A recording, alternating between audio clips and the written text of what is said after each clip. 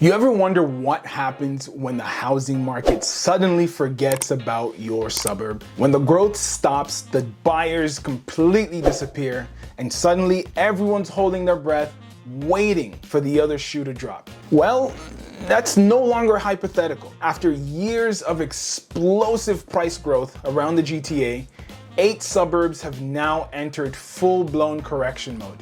I'm not talking about soft pullbacks.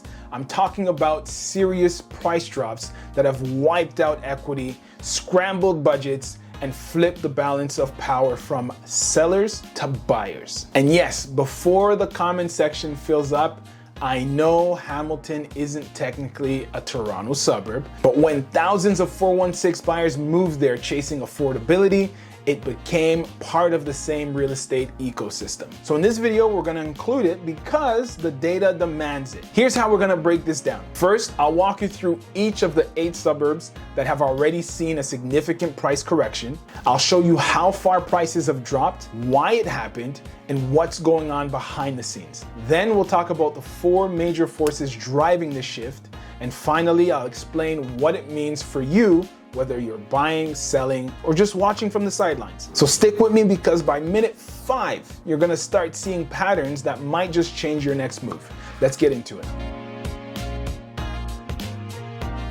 What is up, beautiful people? My name is Matt Moore, your local real estate expert here in the Greater Toronto area.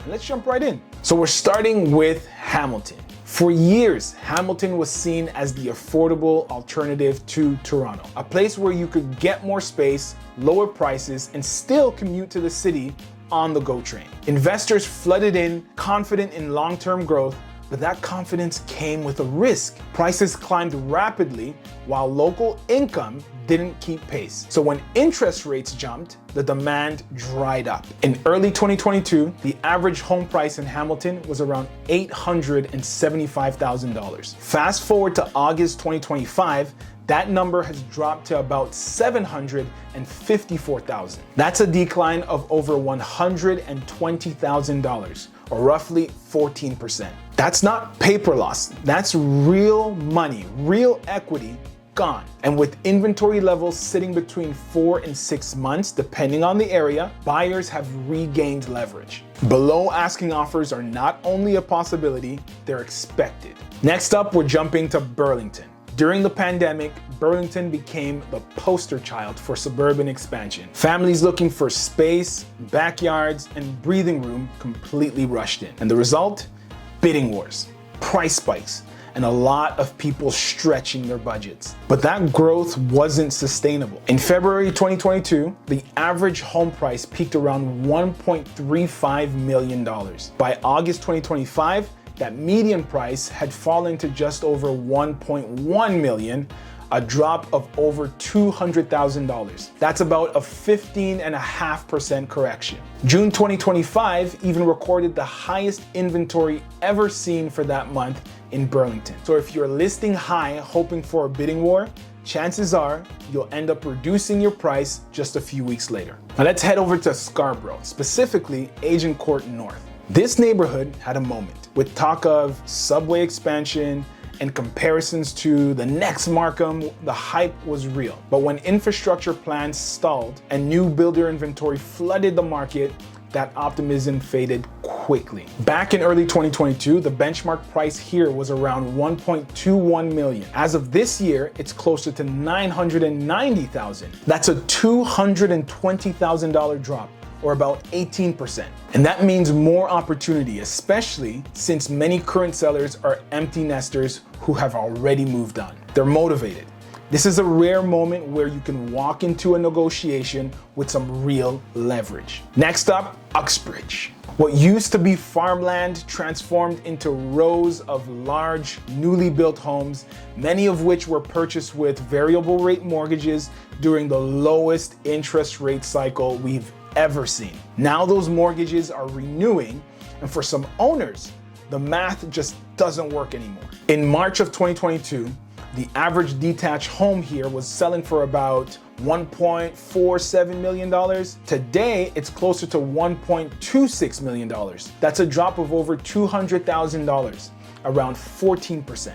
Inventory here has been rising steadily since spring, and new construction hasn't slowed. So for sellers, it might be time to consider strategies like converting a basement into a rental suite. And for buyers, this is a space where patience could really pay off. At number 5, we've got Bolton, a village in Caledon. Now this place completely took off during the remote work boom. Families moved in, charmed by space, the quiet, and the value compared to the city. But today, the glow is fading. In January of 2022, homes here were selling for an average of $1.28 million. In August of 2025, that number is closer to $1.05 million, a drop of more than $230,000. That's an 18% decline. Properties are sitting on the market for over a month on average. If you're a buyer here, don't skip the home inspection. Some of these builds went up fast during the frenzy, and quality can vary.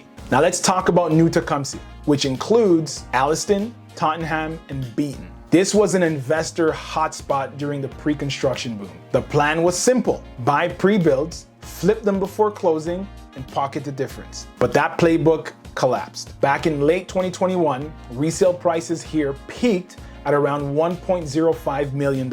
In August of 2025, the median list price sits at around $846,000. That's a $200,000 loss, nearly 19%. And the real problem? Investors are now competing with the same builders they bought from. And the builders?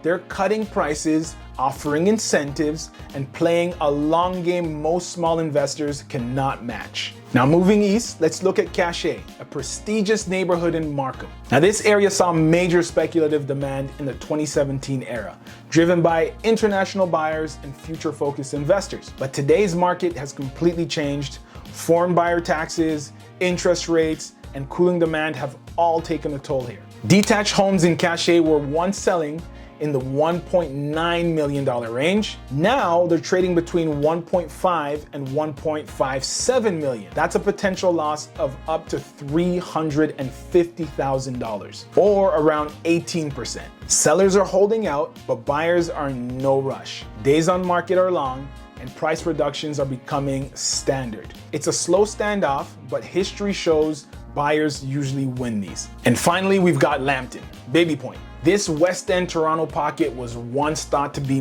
bulletproof, close to the city, charming streets, and multi-million-dollar homes. But even here, the shift is happening. Back in 2022, the average home price hovered around $3.3 million. Today, the 56-day average is closer to $2.77 million, a drop of over $500,000, or roughly 16%. In luxury markets, details matter.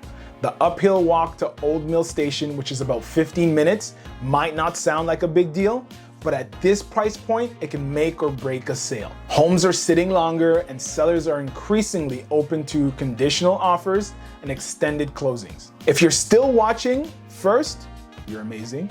And second, let's talk about what's really driving these shifts. There are 4 key forces at play. Number 1, prices in many of these suburbs grew far faster than local incomes. Now that speculative gap had to correct, and it's doing so right now. Number 2, inventory has spiked. In August of 2025, new listings across the GTA were up nearly 10% year over year. You've got flippers, downsizing boomers, and over-leveraged sellers all hitting the market at once. Number 3, the mortgage stress test. Many buyers today are being tested at rates over 6%. That dramatically shrinks the pool of qualified buyers, especially for larger homes in the suburbs. And number 4, demographics.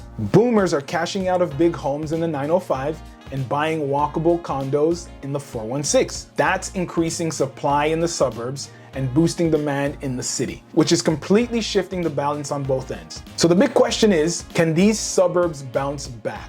Short answer, eventually yes, but in the short term, probably not. A real recovery would require lower interest rates, rising wages, and a fresh wave of buyer demand. And that's not happening overnight. According to Treb, the 2025 forecast shows just a 2.6% price increase across the GTA, basically flat after inflation. If you're buying, don't feel rushed. If you're selling, price ahead of the market or risk chasing it down. So to wrap it up, Hamilton, Burlington, Agincourt North, Uxbridge, Bolton, New Tecumseth, Cachet, and Lambton Baby Point. 8 suburbs where the correction isn't coming, it is here. Now, if you found this video helpful, hit that like button. It really does help the channel. Share this video with someone who is trying to make sense of what the market is doing right now. And be sure to subscribe and hit that notification bell so that you don't miss another video. Even in a down market, there are always opportunities if you know where to look.